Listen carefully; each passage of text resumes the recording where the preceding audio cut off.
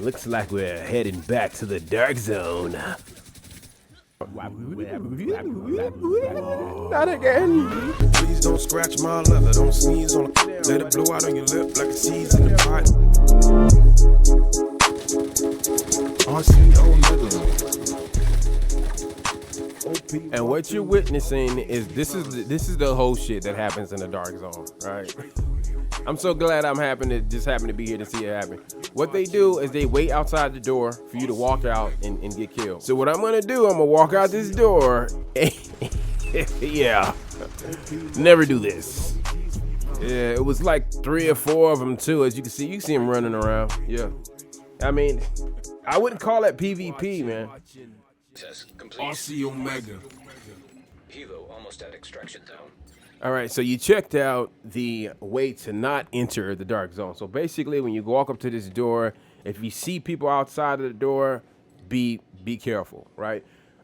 Because you won't know that you're in an invaded dark zone until you walk in there, right? So you want to be careful. My advice is check, when you come in here, I would use, you see where I'm at? This is the main entrance. You have a lot of activity up there. So before you walk out there, come here. If someone is rogue, they'll be red on the map. So you see someone red, or you'll see them in yellow, right? They're doing a manhunt, right? So we look up here. You see that? You see these guys hanging out at the door? You see what I'm talking? That's what I'm talking about. So you don't go in through that entrance, right? If they walk up to this door, if you see them up here, that means it's still invaded because they will be dead by now. The turrets would have killed them, right? So that means the dark zone is still invaded. So you do not want to come in through that main entrance. See, they're right at the door. You can't do that unless the dark zone is invaded, right? So my advice, come in through a different entrance. This is an entrance I like to use. Another good one is, I think it's, which one is it? Not that way. Gosh, come on, that's down. This is over by that checkpoint. And so it's here, it's this one right here. This is another one that's a good one. Not a lot of activity here. Not a lot of people in and out this door, but of course, before you go out the door, you still want to check and make sure,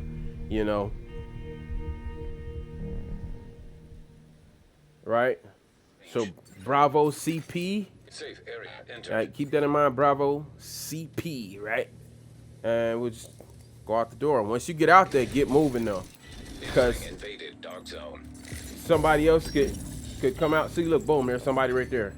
See that Yorm, that orange, that's someone right there. So you want to be careful. He might flip and go rogue on you. So you just basically get out there and get busy. You know what I mean? Wherever you're gonna go, get there fast. Get moving. You know what I mean? If you are doing a, Now detecting contaminated. I don't know why I even picked that up. If you are doing something like a landmark, like there's a landmark typically right over here. I can't see it, so dark, man. Yeah, this way. If you're doing a landmark, find a spot where your back is not exposed, right? So if I was gonna go in here and do this landmark, I'm gonna show you guys what I'm talking about. I'm not gonna complete it, but I'm just gonna go somewhere where my back is not exposed. As soon as you can. If you can do it without engaging, by all means. Right? This would be a decent spot. Now, if somebody walks in here, I can see him. Like, I think somebody, there's somebody right there. Right? So just kind of stay tucked. Keep your eyes open. He might be cool. All right, so here you get the opportunity to see the effectiveness of the build, right? This is another landmark. I cleared it, but in a surreptitious way. So as we go through it, these two dudes kind of roll up. And I think it's the same two dudes we'll see at the end of the video where I pull off an extraction on them, right? They go rogue on me and I still, pull off an extraction. It's pretty funny. They didn't see me. They didn't know where I was at. But they tried to flag up. They just think, where the hell is he, basically? Right? So they gonna show up here. And another thing I was gonna say is, in terms of being off the radar, most guys that go rogue all the time, they don't use stealth builds. Most of them don't use stealth builds. They're more focused on like armor regen and bonus armor and all that type of stuff. You know what I mean? So typically you can see them. Typically they're always on the radar. It's very rare that they're off the radar. Basically what's happening now, my hive is still in there active, so I'm still engaged. I'm just out of their sight, so I don't want them to see my nameplate. I don't want anybody kind of bump into me, just stumbling. You know what I mean? None of that. So I just kind of hang back a little bit, let my hive work. If I need to go back in there and place the hive again, then I'll do it. But right now the hive is doing just fine. So I just kind of hang back a little bit. Boom, there we go. Now we're gonna go make an extraction. It's 2 points that I extract from. I always extract from these 2 spots. I never go to the other one. All right, so this next part is gonna be important. We're watching these 2 dudes run off right here. Right, so this part is gonna be important, right? Pay attention, boom. Back of the semi truck, right there. Right by the entrance, so that way nobody can get behind you. You dig what I'm saying? So we keep it moving, you know, inside of the truck, inside, you know, bus, you know what I mean? Just kind of stay in cover, diagonal shot straight to this doorway. All right, when we get in here, there's going to be NPCs in here. So you got to bob and weave, you know what I mean? You got to, you know what I mean? Deion Sanders, that joint real quick. Weave, you know what I mean? They still hit me with that, but yeah. All right, remember, anytime you see yellow, you can climb, right? So yellow right here, down, boom. Diagonal, just in case there's somebody on the other side, you know, in cover from the bus. You know, right here again, inside of the truck. Stay out of the way. Through the doorway, right? Hard left. Weave. Right. Weave. Yellow. Jump. Right, now we just paying attention to what's happening at the other extraction point. All right, so here I'm checking to see what he's doing. You can watch by how the NPC's health is going down, and now he's not going anywhere near the rope. He's not making an extraction. He's there to troll. He's gonna go rogue. So you just go back the other way. Go right back. Same direction, right? On the inside of the truck. Boom, inside, straight across. This time we're gonna take the first floor. We're not gonna go up. We're gonna go straight through this little doorway over here, right? Now the cool thing is when you have a stealth build, the NPCs will forget about you sooner, but they will if you don't have a stealth build, they will forget about you as well because you just ran straight through, right? So you know, just avoid them again. Go back in. Stay away from doorways unless you're about to, you know, like that, running straight out of there. Don't hang out in doorways and nothing like that, right?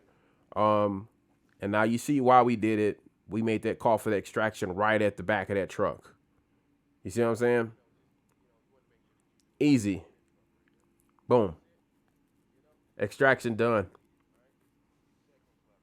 Pretty funny. Now, I'm going to actually go to it. This is a different extraction, right? And this one, I made an extraction while there was actually people out there. These are the same 2 dudes that, like, they interrupt me while I was doing a landmark, right? Same 2 dudes. I was just, you know, they just couldn't see me, right? Same, they won't see me again, right? Same thing, right? So here, I don't post again because, you know, I don't want them to know that somebody's nearby, right? So I'm just watching them, you know, them move back and forth, wait down the clock a little bit. And once you attach it, it's over. There's nothing they're gonna be able to do, right? So even if they was able to down me, it wouldn't have mattered, but they're not gonna see me, which is, this is hilarious. I love when this happens. It's just, I'm so glad I was able to record it. All right, so here we go. Boom. We'll attach it. Right? Drop the hive. Now, watch this. When it hits, remember earlier, I said that they always, guys that go rogue, they always have like armor-based builds, right? Armor regen, bonus armor, right? Watch what happens when he go rogue. Watch this. Look at the symbol. Rogue Stinger Hive. Makeshift repair. You see what I'm saying? Stinger Hive detected. They like, what the fuck? Where is he? Where is he? Extraction completed. Was headed back. But watch this though. This is funny because they're trying to figure out where the hell am I, right? You'll see them kind of pacing, like running, like where the hell is he, right? Like look, like where the fuck is he? They're gonna start shooting my hive. I look, they waiting for me to pop out. Like, where the fuck is he? Where he at? Where he at? Yeah, exactly. I love stealth because I love Splinter Cell. You know, I'm gonna get my Splinter Cell on these dudes. Hey, so let's go ahead and check out the build. Let's go ahead and check it out. All right, so let's dive into it. We're gonna break this bad boy down, right? I decided to come back here to Washington. I mean, not Washington, but to the White House and do it at the specialization bench because there's a few things we're gonna talk about here, right? I've covered some of this stuff before, but for you new guys that may be new to the channel, we're going to cover some of this stuff again. But yeah, let's go. First things first, 50% pulse resistance. We're going to start out here. And the reason we're starting out with the resistance is because there's a lot of different weapon boosts, damage boosts going on in this build. And so we want to make sure we cover everything, right? So first things first, you got 50% pulse resistance, right? From any specialization. All of these will give you that, right? So 50%, right? Let's dive into the build. System corruption. 3-piece will give you 40%. So count the ninja backpack. 1, 2, 3. Right? And we'll actually stop right here because we got to talk about something else. Right? So 3-piece, you can see the 3-piece is highlighted. Ninja backpack, you see the backpack highlighted. That's the, that's what the ninja backpack does. Right? So we got 40%. We'll scroll down. You see I got 8.3 pulse resistance as well. I have 2 of those. Right? And the reason why is because, well, 8.3 it's not going to give me, 100%. Now, if I had 110% pulse resistant mod slot, then yeah, I'll be at 100%, but that's not the case. So I got 8.3s. I had to do it twice. So I got 1 here and I got 1 in the chest. Boom. Right. So we got that. I am 106.6 off the radar. I am an invisible in the dark zone. Let's talk about the AR. As you saw, this AR is dominating out there, right? Focus on what your damage output. Look at your numbers. That's how you're going to tell if you got a good build, if it's how effective it is. Look at what it's doing to the NPCs, especially elites in heroic. You know what I mean? So now let's check this bad boy out. It's hitting at 108, right? 108K, some change, right? 15, you can see I still got a little recalibration. I should say optimizing to do, right? What is the talent on it? It's called the Perfect Flatline, 20% pulse, Kingbreaker. Veterans, you know about this gun, right? So basically with this gun, all I have to do is aim it. We'll go down here to the shooting range now. All I have to do is aim it, and it will give me bonus damage. Let's see if it'll highlight. Yeah, it's highlighting right now. So let's see. This is hitting when I hit this guy. Right? You see that 270, 276? That's what we're hitting for. Let's take the pulse off. You just throw anything on there. Reload speed, 270. Hold on. 230. 230. 190, 198. 190. We put the pulse back on there.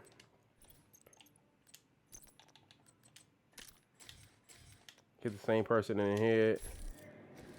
Post if he'll post. He's not posting. Hold on, let's refresh. See if we can get. There we go. 276. 297. You see what I'm saying? And listen, you hitting 297 at what rate of fire? 650. Okay? Yeah. Yeah. Shreds. You hear me? I feel like this gun, with the stability up, is much easier to control than the FAMAS is for me. Yeah. I've already committed. I might as well follow through. Got to commit. Now you see that? You see a bleed happening right now, right? What is that bleed about? So we saw 20% weapon damage boost from the flatline, right? From the Scorpio, not from Scorpio, from the Perfect Flatline, being powered by the laser pointer from Technician, right? That's this guy right here, right? So they gave us 20% weapon damage boost, right? We saw it effective. We saw how it works.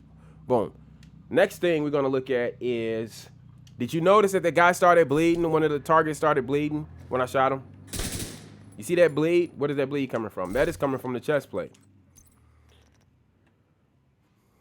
20 seconds, perfect trauma. So we got perfect flatline and perfect trauma on this build, right? So you blind them, which is very effective when you're trying to drop an elite in game. You're trying to take somebody out. You blind them, or they hit him in the head, blinds him. Now he's blind. He's disoriented. Now he's bleeding from the body. Hit him in the head, disorient him, blind him, boom, and then finish him off with the body while he's bleeding, or finish him off with the headshots, whatever, whatever works. You know what I mean? Right? So you see you got some more weapon damage increase with that, right? So you got a bleed that is also, that is amplified by a 20% weapon damage boost because of the perfect flatline and the laser pointer for technician that you put on your Kingbreaker, right? So you got that going on. My weapon damage is boosted also because of the cores that I have going on, including the extra 3 cores that you have down here with the brow zone, right? So we're not going to even look at that right now, though. Remember the bleed? You got more bleed right here. So while someone's bleeding already, you can throw this out there and make them bleed even more, cause more bleed. So you stacking the bleed. You see what I'm saying? Right? You got that going on. That's with the hive. The other thing that you have as far as boosting your weapon damage, of course, is going to be the busy little bee. You didn't even see me use that in the game, but I absolutely could have, and it would have made me shred even faster, right? Cool thing is with the busy little bee, if you're unfamiliar, new guys, this is the reason why all the veterans use this gun, right? You see the 20% weapon boost, right? Will give you 1 stack up to 10. Each stack will give you 20. Each stack will give you 20. Okay, each stack will give you 20. So you can hit somebody twice. You can shoot somebody. You can shoot 2 different targets. Boom, 1 hit, 1 shot, body shot, wherever. 1 shot to this guy. Now you got 40% weapon damage boost. Okay, so you're gonna stack that 40 on top of the 20 that you're getting from the Kingbreaker. You see what I'm saying? Now you're at 60. You hear what I'm saying? Now you're at 60 weapon damage boost, plus you're going to blind them and cause a bleed. So there's a lot of stuff being poured right into that Kingbreaker. That's why it's been, as you saw in game, it's so effective, right? So that's your weapon damage boost that you got going on. Now, in addition to the weapon damage boost that's all focused, you know, we're partnering the busy little bee with the Kingbreaker, the chest plate with the Kingbreaker, right? In addition to that, we can overcharge. Ambush detected. Oh, ambush. Okay. Not a good spot. Not a good spot because I'm by 2 checkpoints right now.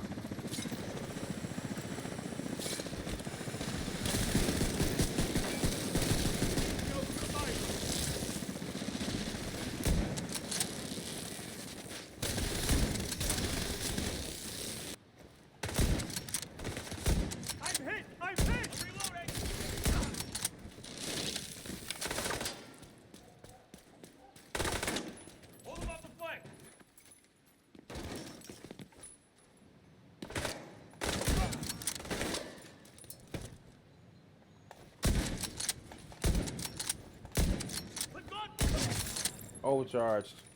Overcharged in the dark zone, buddy. Where's it at? Still overcharged.